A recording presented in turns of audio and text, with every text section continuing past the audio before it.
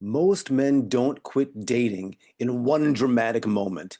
They slowly stop believing that anything will change.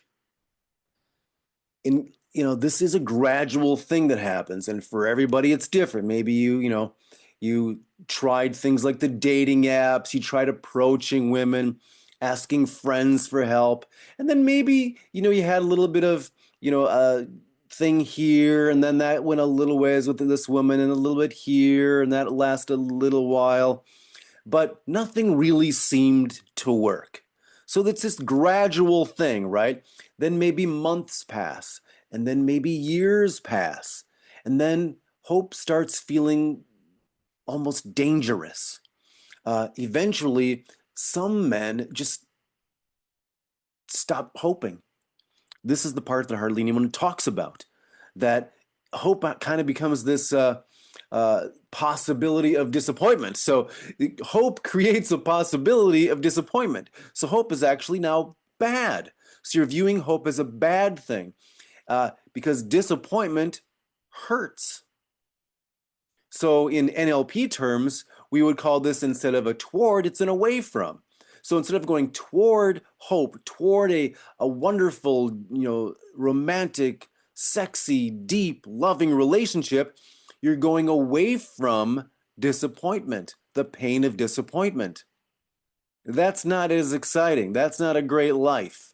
So then essentially what happens is many men, maybe this is you lower your expectations. So I'll hear statements like, I'm just, focusing on my work right now is what I'm doing. Relationships, they're not worth it. Relationships, yeah, they're just, not worth it. I save a lot of money, right? Maybe you'll say something like that. Or I've made peace with being alone. And sometimes that's genuine, those things. I find that most of that's BS. Most of that is conscious, logical conclusions. Yeah, at some level you believe. Maybe you think at a deep level you believe it. And maybe that's true for some of you, but I say most of you at a deep level do not believe that. That you're convincing yourself at a conscious level, at a supposedly logical level, but again, the conscious mind can interpret logic in many different ways. It'll force things to be logical. It'll find patterns that aren't there. Uh, but what it really is just emotional self-protection for many of you.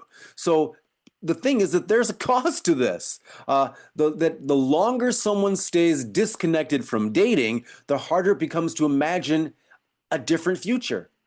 You just can't even think of it.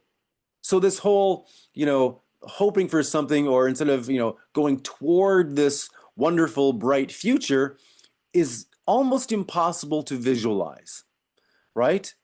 Almost impossible. Maybe for some of you it feels totally impossible because the problem is the biggest danger isn't rejection. It feels like it sometimes, but it's not.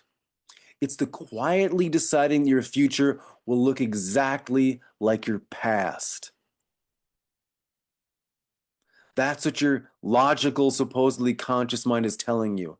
That because of my past, my future must look the exact same way.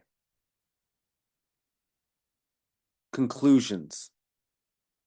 You're just making up these decisions to protect yourself, most of you. I will see you on the next video.